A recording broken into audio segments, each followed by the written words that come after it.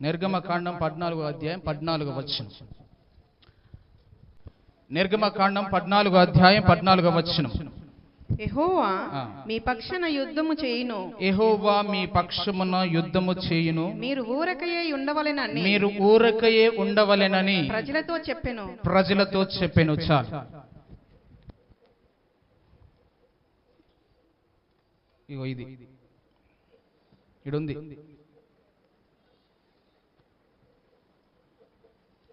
ఇది మన సంఘానికి దేవుడిచ్చిన వాగ్దానం, ప్రజలకు చెబుతున్న మాట.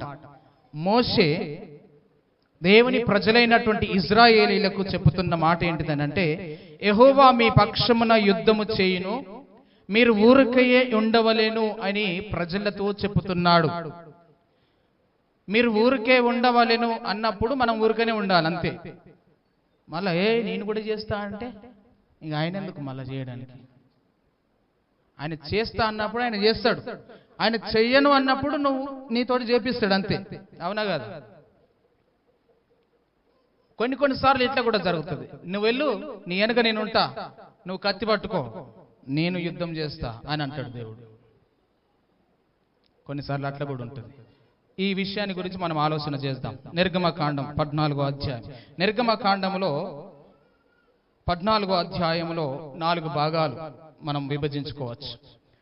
ఈ 14వ అధ్యాయంలో 4 భాగాలుగా మనం విభజించుకుంటే గనక, మొదటి భాగం 1వ వచనం నుంచి 9వ వచనం వరకు దేవుడు ఇశ్రాయేల్ ప్రజలను పిహాహీరోతుకు నడిపించటం, పిహాహీరోత్ అనేటువంటి ప్రదేశానికి నడిపించటం, ఫరో వారిని వెంబడించటం. అందులో మొదటి భాగం ఇది.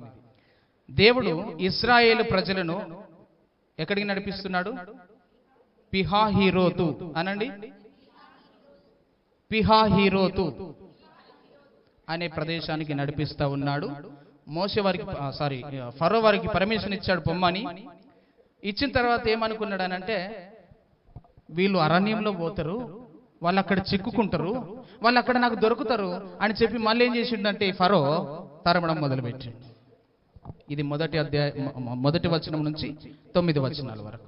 రెండవది, ఇశ్రాయేలీలు ప్రజలు మోషే పైన సనగడం, 14వ అధ్యాయం 10 నుంచి 14 వచనాల వరకు. ఇది రెండవ భాగం. ఇశ్రాయేల్ ప్రజలు ఎవరి మీద సనిగారు? దేవుని సేవకుడైనటువంటి మోషే మీద సనిగారు. ఇది 10వ వచనం నుంచి 14వ వచనం వరకు. మూడోదిగా మనం చూస్తే, దేవుడు మోషేకు బోధించడం, అలాగే ఇశ్రాయేలీలకు ఐగుప్తీయులకు మధ్య మేఘాన్ని తీసుకురావడం. ఇది 15వ వచనం నుంచి 20వ వచనం వరకు. ఇది మూడవది.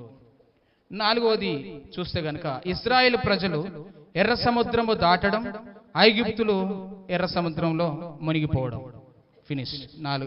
14వ అధ్యాయం అక్కడి వరకు ముగించబడుతుంది. 21 నుంచి 31 వరకు ఆ మాటలు మనకు కనబడతాయి. రైట్. ఇందులో మనం కొన్ని విషయాలు మనం ధ్యానించుకుందాం. 1వ వచనం నుంచి క్లుప్తముగా కొన్ని మాటలు మనం ధ్యానించుకుందాం. మొదటి వచనం చదువుకుందాం. నిర్గమకాండం 14వ అధ్యాయం 1 నుంచి 4 వచనాలు మనం చదువుకుందాం. మరియు యెహోవా మోషేతో ఇలాగు సెలవిచ్చెను, ఇశ్రాయేలీయులు తిరిగి పిహాహీరోతు ఎదుటను అనగా మిగ్దోలుకు సముద్రమునకు మధ్యనున్న బయల్సెఫోను ఎదుటను దిగవలనని వారితో చెప్పెను. దాని ఎదుటి సముద్రం నొద్ద వారు దిగవలెను. ఫరో ఇశ్రాయేలీయులను గూర్చి, వారు ఈ దేశంలో చిక్కుబడి ఉన్నారు, అరణ్యంను వారిని మూసివేసనని అనుకొనును. అయితే నేను ఫరో హృదయంను కఠినపరచెదను, అతడు వారిని తరుమగా నేను ఫరో వలనను అతని సమస్త సేన వలనను మహిమ తెచ్చుకుందును. ఈ మాట మీరు గుర్తుపెట్టుకోండి. నేను ఫరో హృదయమును కఠినపరుస్తాను, నేను ఫరో వలన అతని మహాసేనల వలన నేను మహిమ తెచ్చుకుంటాను అనే మాట చివరిలో కూడా చెబుతాడు. నేను చివరిలో కూడా ఆ మాట మీకు చూపిస్తాను నేను మళ్ళీ. అయితే దేవుడు ఫరో హృదయాన్ని ఎందుకు కఠినపరుస్తున్నాడు? ఇది మొదటి ప్రశ్న. ఎందుకు? ఇప్పుడు ఇశ్రాయేల్ ప్రజలను విడిపించడానికి పర్మిషన్ ఇచ్చింది దేవుడే, మోషేను పంపించింది దేవుడే, అహరోనును పంపించింది దేవుడే. మీరు పోవాలి, అక్కడ ఫరో ఎదుట అద్భుతాలు చేయాలి, ఫరో మిమ్మల్ని పంపిస్తాడు. అయితే మళ్ళా ఫరో హృదయాన్ని నేను కఠినపరుస్తా, అతడు మిమ్మల్ని తరుముతాడు. అర్థమవుతుందా? మీరు పోండి, వారి ఎదుట అద్భుతాలు చేపిస్తా నేను, ఫరో మిమ్మల్ని పంపిస్తాడు, మీరు ఫరో ఎదుట నుంచి వెళ్ళిపోండి, మళ్ళా ఫరో హృదయాన్ని కఠినపరుస్తా అతడు మీ వెనక మిమ్మల్ని తరుముకుంటా వస్తాడు. ఇది స్టోరీ. అయితే మొదటి ఈ భాగంలో గనుక 9 వచనాలలో మనం చూస్తే దేవుడు పర్మిషన్ ఇచ్చాడు. ఫరో హృదయం కరిగిపోయింది. ఫరో ఏమన్నాడంటే మీరు వెళ్ళిపోండి అన్నాడు. ఇజ్రాయెల్ ప్రజలకు ఆజ్ఞాపించాడు, వెళ్ళిపోండి అని అన్నాడు. వెళ్ళిపోయిన తర్వాత వారు ఎక్కడ దిగాలని చెప్తున్నాడు? సముద్రం దగ్గర దిగాలి, సముద్రం ఒడ్డున దిగాలి. ఆ ప్రాంతం పేరు పిహాహీరోతు. చెప్పండి, పిహాహీరోతు అనేటువంటి ప్రాంతం దగ్గర, ఆ సముద్రం దగ్గర మీరు దిగండి అని చెప్తారు. అయితే ఇశ్రాయేల్ ప్రజల గురించి ఫరో ఆలోచించుకున్నది ఏంటంటే, వీరు వెళ్తారు, అరణ్యములో చిక్కుకుంటారు, వెంటనే వీళ్ళని నిన్ను పట్టుకోవచ్చు అని చెప్పి వెనుకనే తరమడానికి మళ్ళీ ఏం చేసినాడు? దేవుడు ఫరో హృదయాన్ని కఠినపరచగానే వెంటనే అనుకున్నాడు, వీరు దొరుకుతారు అక్కడ, నేను వెళ్తా అని చెప్పి ఫరో బయలుదేరడం మనం చూస్తూ ఉంటున్నాం. రైట్. ఇది తర్వాత ఎందుకు కఠినంగా ఉన్నది ఫరో హృదయం, ఎందుకు కఠినపరుస్తున్నాడు అని అంటే అందులో ఆన్సర్ ఉంది. నేను ఫరోను బట్టి, అతని మహాసేనలను బట్టి నేనేం చేయబడతా? మహిమపరచబడతా, మహిమ తెచ్చుకుంటా అని అంటాడు. ఓకే, కొంతమందిని దేవుడు కఠినపరుస్తాడు, కొంతమందిని దేవుడు కనికరిస్తాడు. రోమిలకు రాసిన పత్రికలో మనం ఆ మాట చూడవచ్చు. 9వ అధ్యాయం 18వ వచనం. రోమిలకు రాసిన పత్రిక 9వ అధ్యాయం 18వ వచనములు ఏమున్నదని అంటే, నేను ఎవరిని కనికరింపగోరుదునో వానిని కనికరిస్తాను. కావున ఆయన ఎవరిని కనికరింపగోరునో వారిని కనికరించు. దేవుడు ఎవరిని కనికరింపగోరాలనుకుంటాడో వారిని కనికరిస్తాడు. ఎవరిని కఠినపరచగోరునో కఠినపరచగోరాలనుకుంటాడో వారిని కఠినపరుస్తాడు దేవుడు. హల్లెలూయా. దేవుడే కరుణించేవాడు, దేవుడే కఠినపరచేవాడు. మనం చాలా చోట్లకు వెళ్ళినప్పుడు మన అధికారులు మన మీద కఠినంగా మాట్లాడడం, కఠినంగా ప్రవర్తించడం, కఠినమైనటువంటి మాటలు పలకడం జరుగుతూ ఉంటది కదా. అలాంటప్పుడు ఆ సమయంలో దేవుడు అతని హృదయాన్ని కఠినపరచాడు అనేది గుర్తుపెట్టుకోండి. రెండవదిగా అతడే మళ్ళా హృదయాన్ని మార్చుకొని మనతో మంచిగా మాట్లాడడానికి ఇష్టపడతాడు. అప్పుడు దేవుడు ఇతని హృదయాన్ని మార్చాడు అనేది గుర్తుపెట్టుకోండి. రైట్. ఎవరిని కనికరించాలో వారిని నేను కనికరిస్తాను, ఎవరిని కఠినపరచాలో నేను వారిని కఠినపరుస్తాను. నిర్గమకాండములో 4వ అధ్యాయం 21వ వచనంలో కూడా మాట మనం చూస్తాం. నేను ఫరో హృదయాన్ని కఠినపరుస్తాను. ఎవరి హృదయము? నేను ఫరో హృదయాన్ని కఠినపరుస్తాను. ఇప్పుడు 14వ అధ్యాయం 5వ వచనం నేను చదవమనేది మీరు చదవండి. 14వ అధ్యాయం 5వ వచనం నిర్గమకాండం. ప్రజలు పారిపోయినట్టు ఐగుప్తు రాజుకు తెలుపబడినప్పుడు ఫరో హృదయమును అతని సేవకుల హృదయమును ప్రజలకు విరోధంగా త్రిప్పబడి మనం ఎందుకు ఇలాగు చేసితిమి, మన సేవలో వారు ఉండకుండా ఇశ్రాయేలీయులను ఎందుకు పోనిచ్చితిమి అని చెప్పుకొనిరి. చూసారా, పోనిచ్చింది వాళ్ళే, పొమ్మన్నది వాళ్ళే. మళ్ళీ ఏం జరిగింది? హృదయాన్ని కఠినపరిచిండు దేవుడు. కఠినపరిచి ఇంకొక ఆలోచన ఇచ్చిండు. ఏమని? మనం ఎందుకు ఇట్లా చేసినాము? వాళ్ళు పారిపోయారు, మనం ఎందుకు ఇట్లా చేసినాము? అసలు మనం ఎందుకు పోనిచ్చినాం వాళ్ళను? మన సేవలో ఉండకుండా వారిని ఎందుకు మనం పంపించినాము? ఎందుకు మనం పర్మిషన్ ఇచ్చినాము అని చెప్పి మళ్ళీ ఆలోచించుకుంటున్నారు. అంటే ఆలోచించుకునేటట్టుగా దేవుడే మళ్ళా హృదయాన్ని కఠినపరుస్తున్నాడు. ఆయననే పంపించేది, ఆయననే పొమ్మనేది, ఆయననే మళ్ళా పట్టుకొమ్మనేది ఆయననే. ఫరో హృదయం కఠినపరిచిన వెంటనే ఏమైంది? అరే ఎందుకు పోనిచ్చినాం మనము? కొన్నిసార్లు మనకు అనిపిస్తుంది, అంటే కొన్నిసార్లు మనము ఇస్తాము, మళ్ళీ ఇచ్చిన తర్వాత ఎందుకు ఇచ్చినాం రా అని బాధపడతాం. ఈ ఫరో కూడా పంపించిండు, అరే ఎట్లా పంపించినాం మళ్ళా మనం? మన సేవలో వీళ్ళు ఉండాలి కదా, వీళ్ళు మన సేవ చేయాలి కదా, ఇక్కడ కఠినత్వం చేయాలి కదా, ఇక్కడ దాసత్వం చేయాలి కదా, వీళ్ళు ఇక్కడ బానిసలుగా ఉండాలి కదా, వీళ్ళని ఎందుకు మనం పంపించినాం అసలు అని మళ్ళా ఆలోచించుకునేటట్టుగా దేవుడు చేశాడు. ఇది 5వ వచనంలో మనం చూస్తున్నాం. 6వ వచనం నుంచి 7వ వచనం 8వ వచనం వరకు చదివితే అంతటా తన రథమును సిద్ధపరచుకొని తన జనమును తనతో కూడా తీసుకొని పోయెను. మరియు అతడు శ్రేష్టమైన 600 రథములను ఐగుప్తు రథములన్నిటిని వాటిలో ప్రతి దాని మీద అధిపతులను తోడుకొని పోయాడు. యెహోవా ఐగుప్తు రాజైన ఫరో హృదయమును కఠినపరపగా అతడు ఇశ్రాయేలీయులను తరిమెను. అట్లు ఇశ్రాయేలీయులు బలిమి చేత బయలువెళ్ళుచుండగా వెళ్ళుచుండిరి. చూసారా, ఫరో రథములు సిద్ధపరచుకొని శ్రేష్టమైనటువంటి 600 రథములు సిద్ధపరచుకొని అక్కడున్న ఐగుప్తు రథములన్నిటిలో కూడా అధిపతులను ఎక్కించుకొని బయలుదేరనంట. ఎవరి కోసం? ఇజ్రాయేల్ ప్రజల కోసం. ఫరో హృదయాన్ని దేవుడు కఠినపరిచిన వెంటనే ఇజ్రాయేల్ ప్రజలను ఆ ఫరో తరుముతున్నాడు. వీరు బలిమి చేత ఇజ్రాయేల్ ప్రజలు బయలుదేరి వెళ్ళిపోయారు. అలాగ తరుముతూ ఉన్నారు. రైట్. ఇంకా 9వ వచనం 10వ వచనం చూడండి త్వరగా. అనగా ఫరో రథముల గుర్రములన్నీయు అతని గుర్రపు రౌతులు అతని దండును వారిని తరిమి బయల్సెఫోను ఎదుటనున్న పీహ హీరోతునకు సమీపమైన సముద్రము దగ్గర వారు దిగి ఉండగా వారిని కలుసుకున్నారు.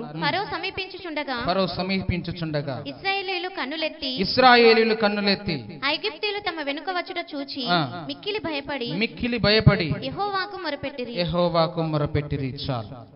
ఇజ్రాయేల్ ప్రజలు ఐగుప్తులు వస్తున్నటువంటి సమయంలో ఆ సముద్రము దగ్గర ఉన్నటువంటి ప్రజలు ఐగుప్తు సేనను చూసి ఆ రథములను చూసి భయపడ్డారు, మిక్కిలి భయపడ్డారు. మిక్కిలి అంటే మామూలుగానా? ఎక్కువగా భయపడ్డారు. భయపడి ఏం చేసినారట? యెహోవాకు మొరపెట్టుకున్నారు. ఆ సైన్యమును చూసి వారు యెహోవాకు మొరపెట్టుకొని ఉన్నప్పుడు నెహెమ్యా గ్రంథము 9వ అధ్యాయం 9వ వచనంలో కూడా ఆయన అంటాడు, శ్రమను చూసితివి, మొరను వింటివి అనే మాట అక్కడ మనం చూస్తాం. చదవండి త్వరగా చదవండి.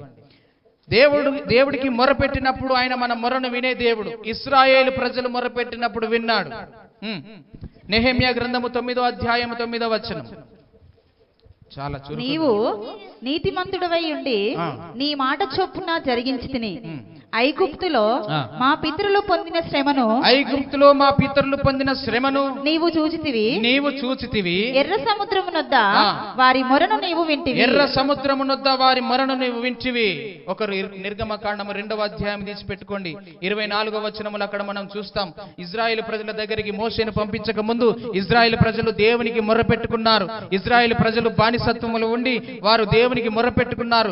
వారి బానిసత్వమును చూశాడు దేవుడు, వారి శ్రమను చూశాడు దేవుడు, వారి కన్నీరు చూశాడు దేవుడు, వారి మొరను విన్నాడు దేవుడు. ఆ మాట చదువుదాం. 24వ వచనం, నిర్గమకాండము 2వ అధ్యాయం 24వ వచనం. కాగా దేవుడు వారి మూలుగులను విని అబ్రహాము ఇస్సాకు యాకోబులతో తాను చేసిన నిబంధనను జ్ఞాపకము చేసుకున్నాడు. దేవుడు ఇశ్రాయేలీయులను చూచెను. దేవుడు వారి యందు లక్ష్యముంచెను. 25వ వచనం కూడా చూడండి. దేవుడు ఇశ్రాయేలీయులను చూసెను, దేవుడు వారి యందు లక్ష్యముంచెను అనే మాట మనం చూస్తా ఉంటున్నాం. వారి మూలుగులను విన్నాడు 24వ వచనములో. 25వ వచనంలో ఇశ్రాయేలీయులను చూశాడు. 23వ వచనంలో వారు చేస్తున్నటువంటి శ్రమను, కష్టమును, పనులను, నిట్టూర్పును, మొరను చూశాడు. మనము కూడా శ్రమలో, కష్టములో, నిట్టూర్పులో, వేదనలో, బాధనలో ఉన్నప్పుడు దేవునికి మనం మొరపెట్టినప్పుడు మన మొరను దేవుడు వింటాడు. నెహెమ్యా 9:9లో ఏం చదువుకున్నాం మనం ఇంతకు ముందు? ఆయన మన శ్రమను చూశాడు. వాళ్ళు చెప్తున్నారు, అయ్యా ఐగుప్తు నుంచి మా ప్రజలు వచ్చినప్పుడు, ఇజ్రాయేల్ ప్రజలు వచ్చినప్పుడు ఎర్ర సముద్రము దగ్గర నీవు వారి మొరను విన్నావు, ఐగుప్తులో వారి శ్రమను చూశావు అని చెప్తూ ఉన్నారు. కీర్తనల గ్రంథం 34వ కీర్తన 17వ వచనం. 34వ కీర్తన 17వ వచనం త్వరగా. నీతిమంతులు మొర్రపెట్టగా యెహోవా ఆలకించును. వారి శ్రమలన్నిటిలో నుంచి వారిని విడిపించును. కీర్తనలు 107వ కీర్తన 6వ వచనం. 107వ కీర్తన 6వ వచనం. వారు కష్టకాలమందు యెహోవాకు మొరపెట్టిరి. ఆయన వారి ఆపదలలో నుండి వారిని విడిపించాడు. చూడండి, నీతిమంతులు మొరపెట్టినప్పుడు దేవుడు ఏం చేస్తాడు? ఆలకిస్తాడు. ఏం చేస్తాడమ్మా? నీతిమంతుల మొర్ర దేవుని యొద్దకు చేరుతుంది. నీతిమంతులు మొర్రపెట్టగా వెంటనే దేవుడు వింటాడు, ఆలకిస్తాడు. విని ఊరుకుంటాడా? వారి శ్రమలన్నిటిలో నుంచి వారిని విడిపిస్తాడు. వారి శ్రమలన్నిటిలో నుంచి విడిపిస్తాడు. నీకు శ్రమ వచ్చిందా, నువ్వు ప్రార్థన చేయి. నీకు కష్టం వచ్చిందా, ప్రార్థన చేయి. అయితే నీ ప్రార్థన నీతియుక్తమైనదై ఉండాలి. నీ ప్రార్థన యథార్థమైనదై ఉండాలి. నీ ప్రార్థన దేవునికి అంగీకారమై ఉండాలి. అలాగ నువ్వు ప్రార్థన చేస్తే నీతిమంతుల ప్రార్థన ఆయన వింటాడు. శ్రమలన్నిటిలో నుంచి ఆయన మనల్ని విడిపించే దేవుడు. కీర్తన 107వ కీర్తన 6వ వచనములో ఏమన్నాడు? వారు కష్టకాలములో దేవునికి మొరపెట్టుకున్నారు. మొరపెట్టుకున్నప్పుడు వారి ఆపదలో నుంచి దేవుడు వారిని విడిపించాడు. కష్టం వచ్చిందా, మొరపెట్టుకో, దేవునికి ప్రార్థన చేయి, దేవునికి విజ్ఞాపన చేయి. నీ మొర దేవుడు వింటాడు. నీకు ఆపద వస్తే, నీకు కష్టం వస్తే, నీకు శ్రమ వస్తే, నీకు బాధ వస్తే మనుషుల దగ్గరికి పోయి మొర పెట్టుకోకు, మనుషులను ఆశ్రయించుకోకు. ఈ రోజు సహాయం చేసి రేపు ఆ మాట మళ్ళా తీస్తారు నీ దగ్గర. అప్పుడు నీకు మనసు బాధ అవుతుంది, నీకు వేదన అవుతుంది, నీకు దుఃఖం అవుతుంది.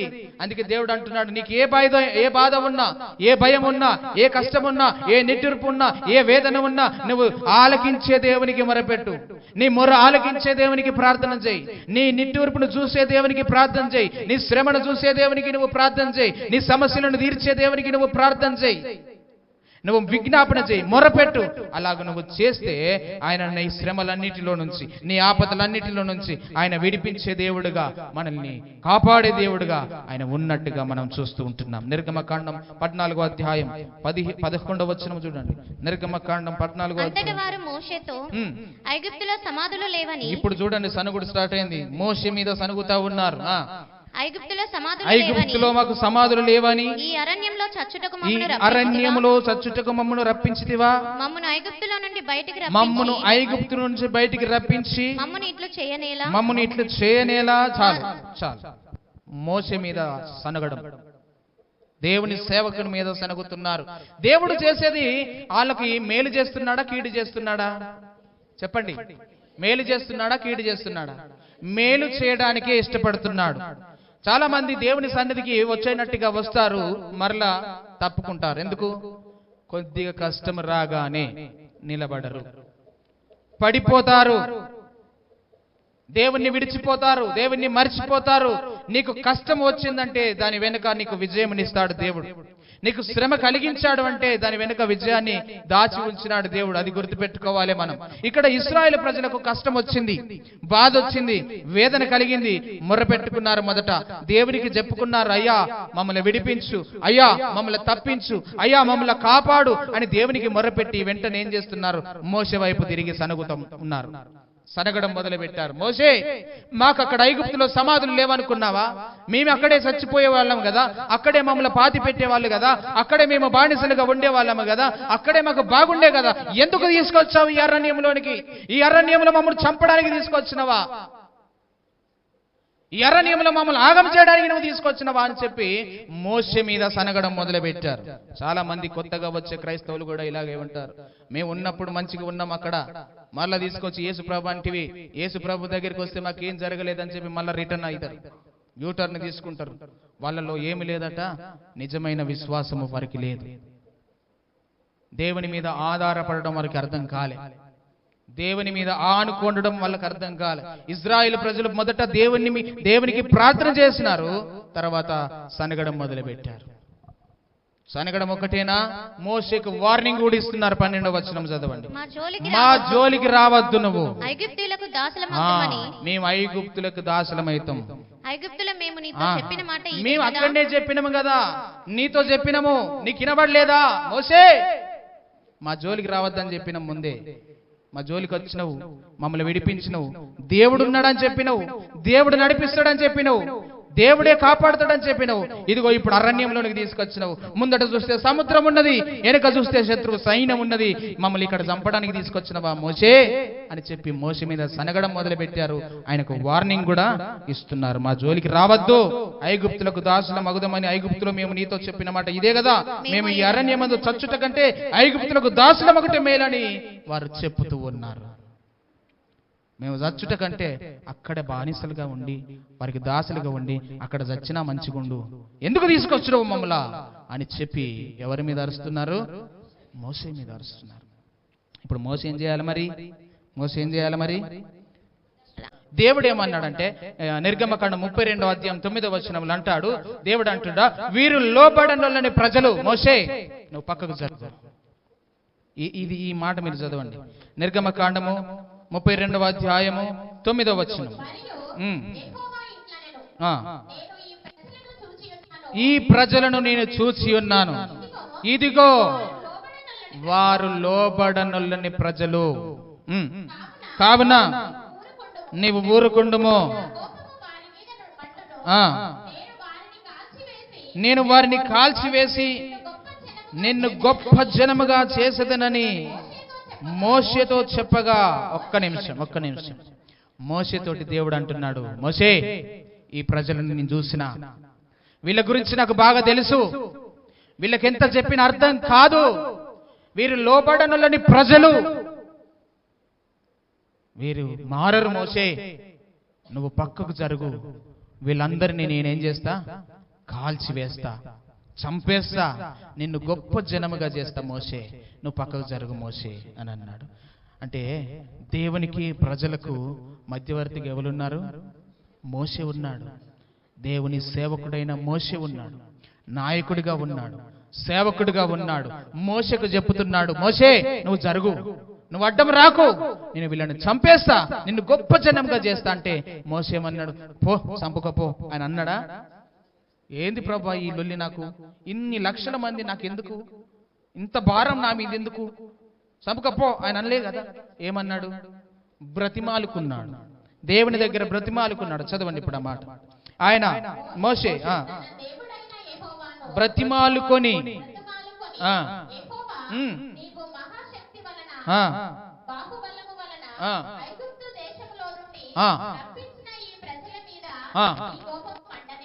నీవు ఐగుప్తు దేశము నుంచి రప్పించినటువంటి ఈ ప్రజల మీద, నీ ప్రజల మీద నీ కోపం మండనేలా. ఏ ప్రజలు? ఎవరి ప్రజలు? ఇల్లు నీ ప్రజలు. దేవుడికి మోషే గుర్తు చేస్తున్నాడు, నీవు నీ మహాశక్తి చేత, మహాబలము చేత నీవు ఐగుప్తు నుంచి తీసుకొచ్చినటువంటి నీ ప్రజల మీద నీ కోపం మండనేలా.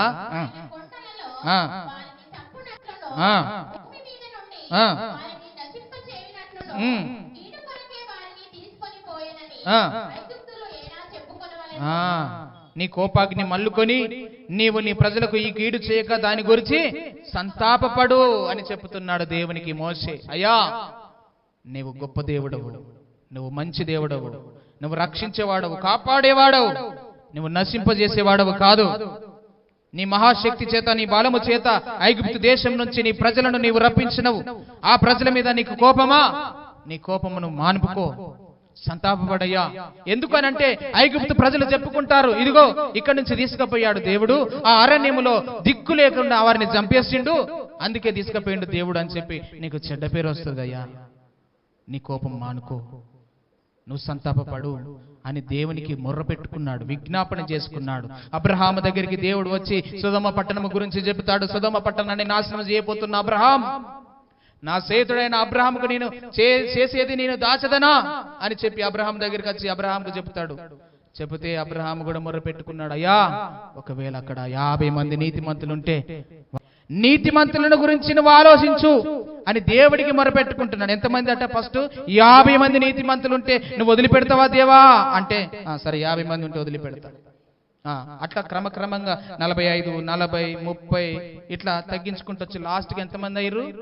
లాస్ట్ వచనం మీరు చదవండి, ఆది కాండములో 18వ అధ్యాయము 32వ వచనం చదవండి. ఆది కాండం 18వ అధ్యాయం 32వ వచనం. లాస్ట్ మనవి అన్ని అయిపోయినాయి, లాస్ట్ అంటున్నాడు. మరొక్కసారి అడుగుతా, ప్రభువు కోపపడని ఎడల నేను ఇంకొక మారే మాట్లాడతా. ఒకవేళ అక్కడ 10 మందే ఉంటారేమో నీతిమంతులు, ఆ 10 మందిని బట్టి నాశనము చేయక ఉంటా అని అన్నాడు. హల్లెలూయా. మోషే ఇజ్రాయేలు ప్రజల పక్షమున బ్రతిమాలుకున్నాడు. అబ్రహాము అక్కడ ఉన్నటువంటి సొదొమ గొమొర్రా పట్టణము గురించి, అక్కడ ఉన్నటువంటి నీతిమంతుల గురించి వేడుకుంటున్నాడు. అక్కడ నా వారు ఉన్నారు,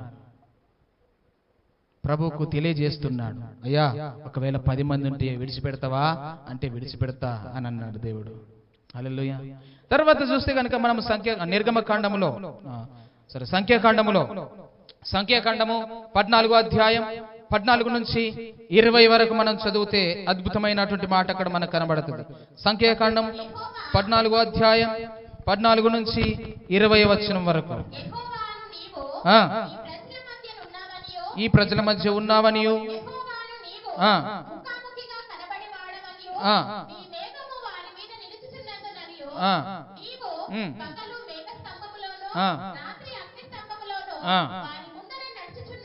వారి ముందర నడుచుచున్నావనియు వారు వినుచున్నారు కదా.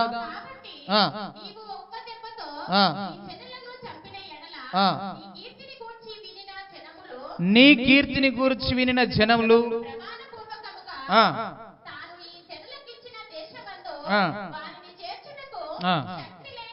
శక్తి లేక చూసారా, దేవునికి మోషే గుర్తు చేస్తున్నాడు. నువ్వు తీసుకొచ్చిన నీ ప్రజలను తీసుకొచ్చినవు కదా, ఈ అరణ్యంలోకి తీసుకొచ్చి వారిని నేను ఒక్క దెబ్బతోటి చంపుదాం అనుకుంటున్నావు కదా.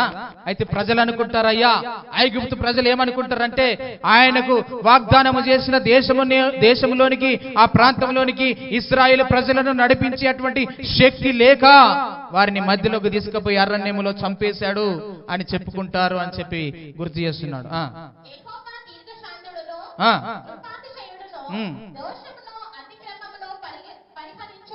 పరిహరించువాడును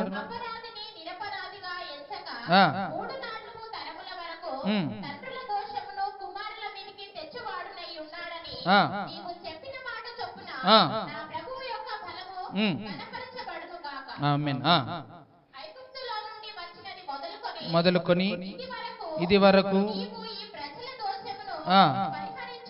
పరిహరించినట్లు నీ కృపాతిశయమును బట్టి దయచేసి క్షమించుమని యెహోవాతో చెప్పగా, యెహోవా నీ మాట చొప్పున నేను క్షమించి ఉన్నాను అన్నాడు. హల్లెలూయా, హల్లెలూయా. దేవుడికి విజ్ఞాపన చేస్తున్నాడు ఇశ్రాయేలు ప్రజల పక్షమున మోషే, నీ ప్రజలయ్యా, నీ ప్రజలు నీ మహాబలము చేత నీ మహాశక్తి చేత నీవు నడిపించిన నీ ప్రజలు అరణ్యములకు తీసుకొచ్చి చంపుతావా? నీవు కనికర పూర్ణుడవు కదా, నీవు రక్షించువాడవు కదా, నీవు గొప్ప దేవుడవు కదా, వారి పాపము వారి దోషము క్షమించు అని దేవుడికి మోషే ఎప్పుడైతే మొరపెట్టుకున్నాడో, ఎప్పుడైతే విజ్ఞాపన చేసినాడో వెంటనే దేవుడు అన్నాడు, సరే నీ మాట చొప్పున నేను వీరి పాపమును వీరి దోషమును క్షమిస్తా అని అన్నాడు. ప్రజల పక్షాన దైవజనుడైన మోషే విజ్ఞాపన చేశాడు, ప్రజల పాపం క్షమించబడ్డది. ఇంకొక సందర్భాన్ని మనం చూస్తే గనక నిర్గమకాండంలో 32వ అధ్యాయంలో ఇంకో సందర్భాన్ని మనం చూద్దాం. నిర్గమకాండం 32వ అధ్యాయం 32వ వచనం 33వ వచనం. ఒక్కవేళ నువ్వు పరిహరించితివా, లేని ఎడల నీవు రాసిన ఈ గ్రంథములో నుండి నా పేరు తుడిచివేయమని బతిమాలుకొనిచున్నాను నేను.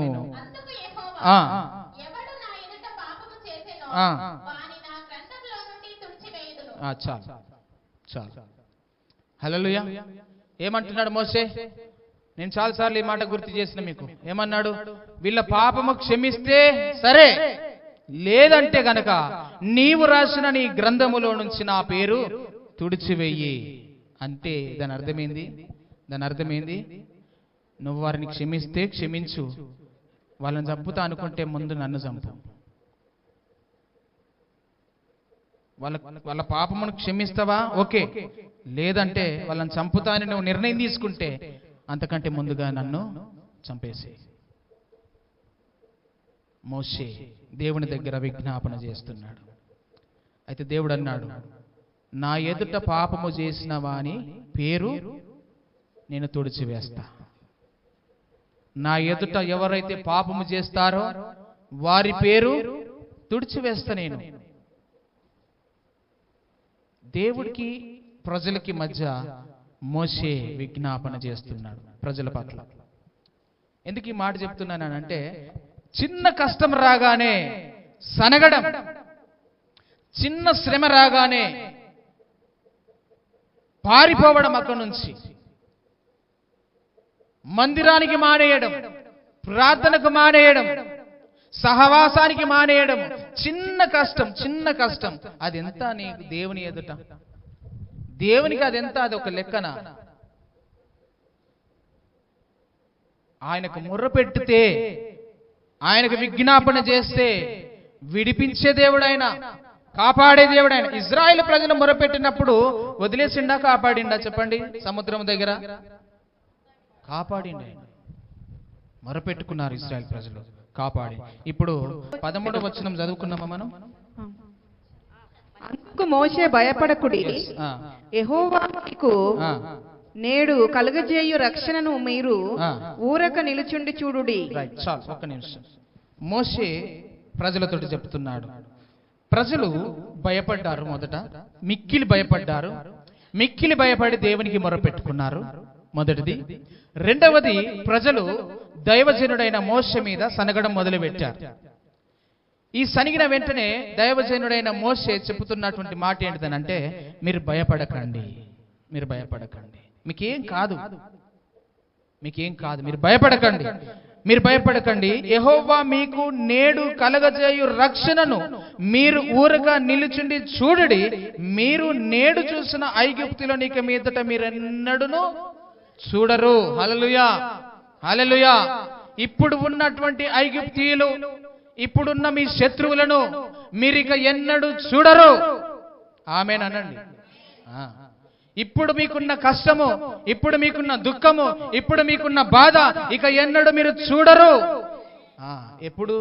మీరు భయపడకుండా దేవునికి మొర్రపెట్టినప్పుడు, మీరు భయపడకుండా ధైర్యంగా నిలబడినప్పుడు, మీరు భయపడకుండా దైవజనుడైన మోషేతో సహకరించినప్పుడు, ఆయన మాట విన్నప్పుడు, ఆయనకు లోబడినప్పుడు, మీకొచ్చిన దుఃఖము, వేదన, భయము, కష్టము, నిట్టూర్పు, నింద, అవమానము ఇప్పటి నుంచి ఇంకా ఎన్నడూ కూడా మీరు చూడరు అనే మాట చెప్తున్నాడు. ఇప్పుడు మీకున్న శత్రువులు, ఐగుప్తు ప్రజలను, ఇదిగో మీరు చూస్తున్నటువంటి జనమును ఇక మీరెన్నడూ చూడరు.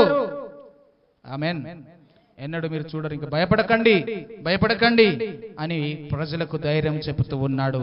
ఎవరు? మోషే. భయపడకండి.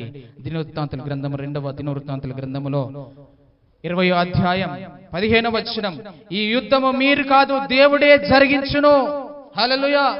నీకున్న కష్టమో, నీకున్న బాధ, నీకున్న నిట్టూర్పు, నీకున్న వేదన నీవు నీ చేత కాదు తీసివేయడానికి. యెరూషలేము కాపురస్తులారా, యెహోషాపాతు రాజా, మీరందరూ ఆలకించుడి. మీరందరూ ఆలకించండి. యెహోవా సెలవిచ్చినది ఏమనగా, ఈ గొప్ప సైన్యమునకు మీరు భయపడకుడి, ఈ గొప్ప సైన్యమునకు మీరు భయపడకండి, జడియకండి. ఈ యుద్ధము మీరు కాదు, ఈ యుద్ధము మీరు కాదు, దేవుడే జరిగిస్తాడు. హల్లెలూయా, హల్లెలూయా. మీకొచ్చిన కష్టానికి, మీకొచ్చిన బాధకి, మీకొచ్చిన నిందకి, మీకొచ్చిన అవమానానికి మీరు భయపడకండి. పక్కలతో చెప్పుకోండి మాట, భయపడకు, భయపడకు. చెప్పుకోండి, సెకండ్ ఇచ్చి చెప్పుకోండి, ఏమైతుంది? చేతులు చేసి చెప్పుకోండి, భయపడకు, భయపడకు. ఈ యుద్ధము మీరు కాదు చేసేది. ఎవరు చేస్తారు? దేవుడైన యెహోవా మీ పక్షమున యుద్ధము చేస్తాడు. హల్లెలూయా. మీరు భయపడని అవసరం లేదు. మీరు కత్తులు, ఖడ్గాలు పట్టుకోవడం అవసరం లేదు. మీరు యుద్ధానికి కాలు దూవడం అవసరం లేదు. మీరు ఊరగా నిలుచుండి చూడండి. మీరు మొరపెడితే దేవుడు సహాయం చేస్తాడు. మీరు విజ్ఞాపన చేస్తే దేవుడు మీ పక్షంలో యుద్ధం చేస్తాడు. లేదయ్య గారు, మేము ఇంట్లోనే ఉంటాము, మా చుట్టాల ఫంక్షన్లకు పోతాము, మేము అక్కడ పోతాము, ఇక్కడ పోతాము, కానీ నువ్వైతే మా కొరకు ప్రార్థన చేయి. మాకు వచ్చిన కష్టం పోవాలి, మాకు వచ్చిన నష్టం పోవాలి, మాకు లాభం రావాలి, మా కుటుంబం ఆశీర్వదించబడాలి, మా పిల్లలకు పెళ్లిళ్ళు కావాలి, వాళ్ళకు గర్భఫలం కావాలి, వాళ్ళు బాగా చదువుకోవాలి, వాళ్ళు ఎదగాలి. మేమైతే రామండి, ఎప్పుడో నెలకోసారి వస్తాం, అట్లా కనబడి నమస్తే అంటాం. మేమైతే రాగానే నువ్వైతే మా పక్షాన మొరపెట్టు, ప్రార్థన చేయి, విజ్ఞాపన చేయి, మా శుక్రవారం చేయి, మంగళవారం చేయి, బుధవారం చేయి, ఆదివారం చేయి, అన్ని రోజులు చేయి. మేమైతే ఎప్పుడో ఒకసారి కనబడతాం, ఎందుకంటే మేము బిజీ. నువ్వు ప్రార్థన చేస్తే అయిపోతుంది మాకు. కాదు, మీరు కూడా ప్రార్థన చేయాలి. మనం చివరిలో ఉన్నాం. 20వ అధ్యాయం 17వ వచనం, అందులోనే 2వ దినవృత్తాంతుల గ్రంథం 20వ అధ్యాయం 17వ వచనం. 17వ వచనం. ఈ యుద్ధములో నీవు పోట్లాడవలసిన నిమిత్తము లేదు. యూదా వారలారా, యెరూషలేము వారలారా, మీరు యుద్ధము పంక్తులు మీ యుద్ధ పంక్తులు తీర్చి నిలవబడండి. మీతో కూడనున్న యెహోవా దయచేయు రక్షణను మీరు చూచెదరు. యెహోవా దయచేయు రక్షణను మీరు చూస్తారు. హల్లెలూయా, హల్లెలూయా. ఆయన కార్యం మీరు చూస్తారు, ఆయన ఆశీర్వాదాలు మీరు చూస్తారు. ఆయన గొప్ప కార్యాలు చేయబోతాడు. ఎప్పుడంటే మీరు నిలబడి ఆయనకు మొర్ర పెడితే చాలు. ఊరిక నిలుచుండి చూడండి, అంతే. మొర్ర పెట్టుకోండి, దేవునికి విజ్ఞాపన చేయండి, మీరు నిలబడి చూడండి. దేవుడు అద్భుతంగా మీ జీవితాలలో కార్యాలు చేస్తాడు. హల్లెలూయా, హల్లెలూయా. ఇంకొక విషయాన్ని మనం చూద్దాం. యెషయా గ్రంథం 41వ అధ్యాయం 10వ వచనం. త్వరగా యెషయా గ్రంథం 41వ అధ్యాయం 10వ వచనం. అందులో చాలా విషయాలు ఉన్నాయి. యెషయా గ్రంథం 41వ అధ్యాయం 10వ వచనం. నేను నీకు తోడై ఉన్నాను, భయపడకము, దిగులు పడకము, నిన్ను బలపరుస్తాను, నీకు సహాయము చేస్తాను, నేనే నిన్ను ఆదుకుంటాను. ఇక మీరు చదవకండి, అయిపోయింది. అందులో ఉన్న విషయాలన్నీ చెప్పినండి. అందులో ఉన్న విషయాలన్నీ ఏమున్నాయి అక్కడ? నేను నీకు తోడై ఉంటాను, నువ్వు భయపడకు, నువ్వు దిగులు పడకు, నిన్ను బలపరుస్తా, నీకు సహాయం చేస్తా, నేనే నిన్ను ఆదుకుంటా. ఇంకేం కావాలండి? దేవుడు ఇన్ని మాటలు చెప్తుంటే ఇంకా భయం ఎందుకు మనకు? ఇంకా అధైర్యం ఎందుకు మనకు? ఇంకా దుఃఖం ఎందుకు? ఇంకా వేదన ఎందుకు? ఈ వాక్యం మనల్ని బలపరిచే వాక్యం, ప్రాణమును తెప్పరిల్ల చేసే వాక్యం, ప్రాణమును కాపాడే వాక్యం, జీవమునిచ్చే వాక్యం, బలపరిచే వాక్యం మన చేతిలో ఉంది. దేవుడు మాట్లాడుతున్నాడు. ఆ మాటలు నువ్వు స్వీకరిస్తే నువ్వు అనుభవిస్తావు, నువ్వు పొందుకుంటావు, అంతే. దేవుడు చెప్తున్నాడు, నువ్వు భయపడకు, నేను నీకు తోడుగా ఉంటా, నేను నీకు తోడుగా ఉంటా, భయపడకు, దిగులు పడకు, నిన్ను విడిపిస్తా, నిన్ను బలపరుస్తా, నీకు సహాయం చేస్తా, నిన్ను ఆదుకుంటా నేను.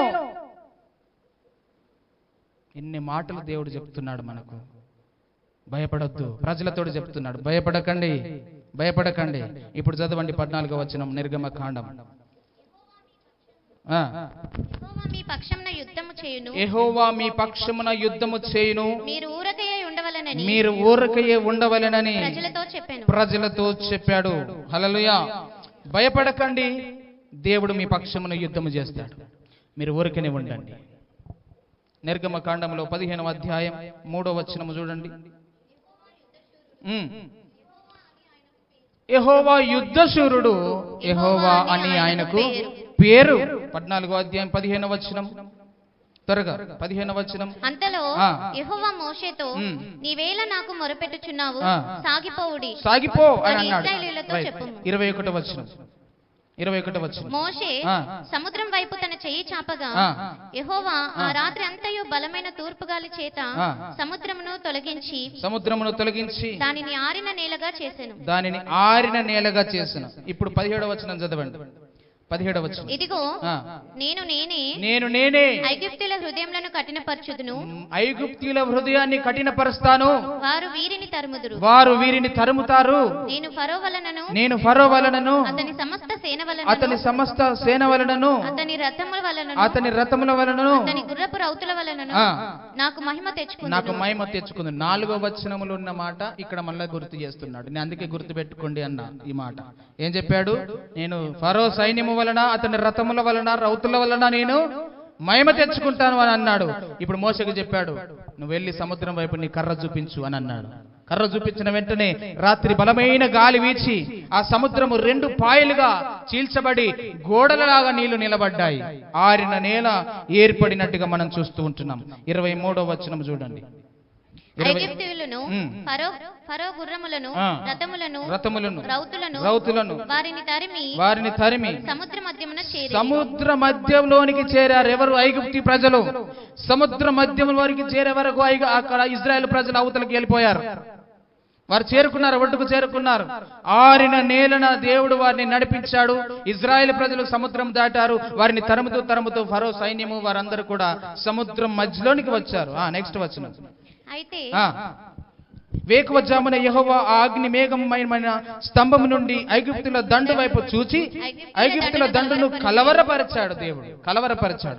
వారి రథ చక్రములు ఊడిపడినట్లుగా చేయగా దేవుడు వారి రథ చక్రములను ఊడిపడినట్లుగా చేశాడు.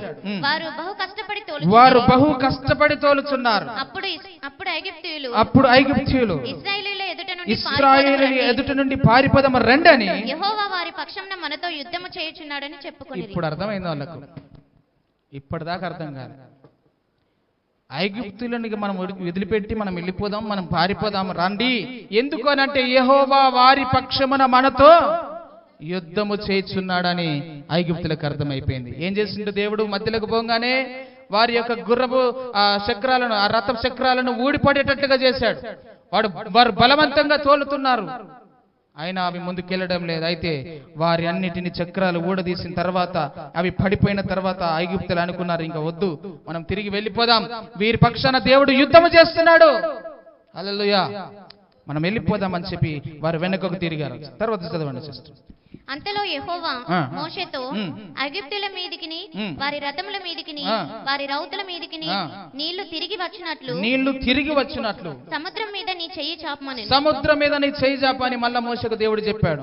మోషే సముద్రం మీద తన చెయ్యి చాపగా ప్రొద్దు పొడిచినప్పుడు సముద్రం అధిక బలముతో తిరిగి పొర్లెను గనుక, సముద్రం అధిక బలము చేత తిరిగి పొర్లింది గనుక ఐగుప్తులు అది చూసి వెనుకకు పారిపోయారు.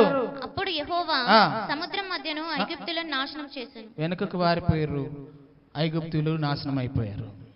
హల్లెలూయా. నీ శత్రువు నాశనం అయిపోయాడు, మన శత్రువు నాశనం అయిపోయాడు. వానిని దేవుడు దేవుని పాదముల క్రింద త్రొక్కాడు. హల్లెలూయా. ఇంకా అందుకే చెప్తున్నాడు, మోసేమన్నాడు, ఇక మీదట మీరు ఐగుప్తీయులను చూడరు. ఉన్నారా? ఒక్కరన్నా మిగిలిరా? వాళ్ళు ముందుకెళ్ళలే, భయపడి వెనుకకు పారిపోదామని తిరిగారు. రాత్రి తెల్లవారుజామున ఏమైపోయింది? సముద్రం బలముగా వారి మీదకి రావడం చేత ఐగుప్తులందరూ కూడా అందులో చనిపోయారు, మునిగిపోయారు. నెక్స్ట్ నాశనం చేసేసాడు దేవుడు. నీళ్లు తిరిగి వచ్చి ఆ రథములను రౌతులను వారి వెనుక సముద్రంలోనికి వచ్చిన ఫరో యొక్క సర్వసేనను కప్పివేసిండు. వారిలో ఒక్కడు కూడా మిగిలి లేడు.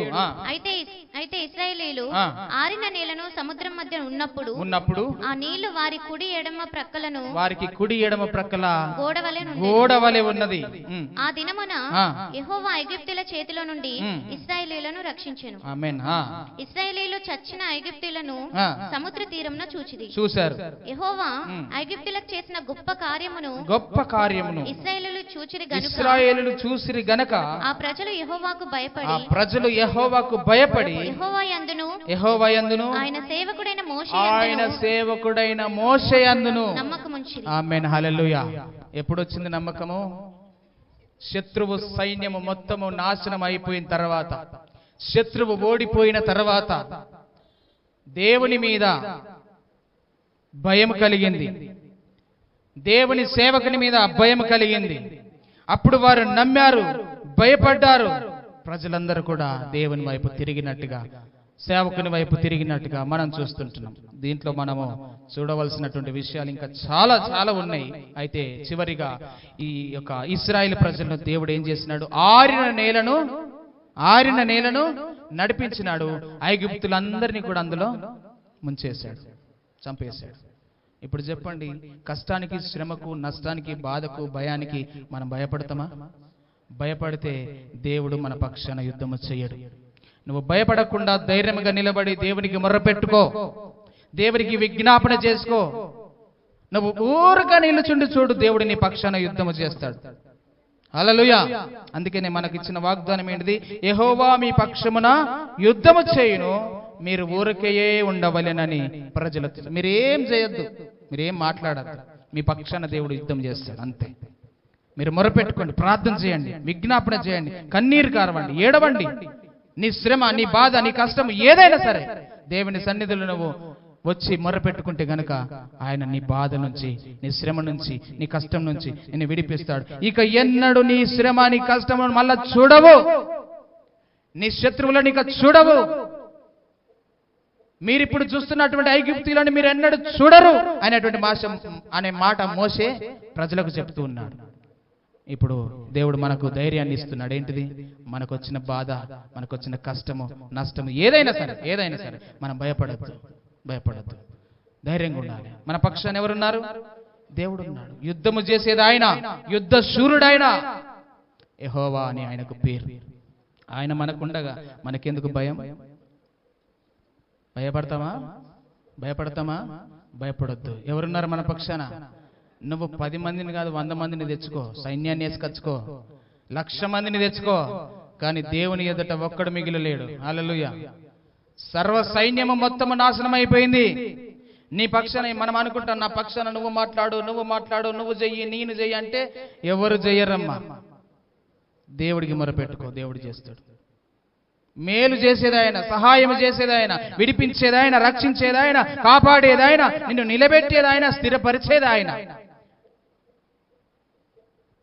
మనం చదువుకున్నటువంటి యెషయా గ్రంథం 41:10లో ఆయన ఏమన్నాడు? నీకు నేను తోడై ఉంటా, భయపడకు. నేను నీకు తోడై ఉంటా, భయపడకు, దిగులు పడకు, నిన్ను బలపరుస్తా, నీకు సహాయము చేస్తా, నిన్ను విడిపించేది నేనే, ఆదుకునేది నేనే. ఆమేన్. హల్లెలూయా, హల్లెలూయా. ఇన్ని వాగ్దానాలు దేవుడు మనకి ఇస్తున్నాడు, ఇంత ధైర్యాన్ని మనకి ఇస్తున్నాడు. ఇంకా భయపడతామా మనం? భయపడద్దు. భయపడినవంటే నువ్వు దేవునిలో లేవు అన్నట్టు. భయపడుతున్నవంటే దేవునికి నీవు అవకాశం ఇస్తలేవు అన్నట్టు. భయపడకు, దేవుని దగ్గర మొరపెట్టుకో, దేవుడు నిన్ను విడిపిస్తాడు. అదే వాగ్దానం మనది. ఊరికే నిలుచుండి మనం చూద్దాం. యెహోవా మన పక్షాన యుద్ధము చేస్తాడు. వాక్యం దేవుడు దీవించునుగాక.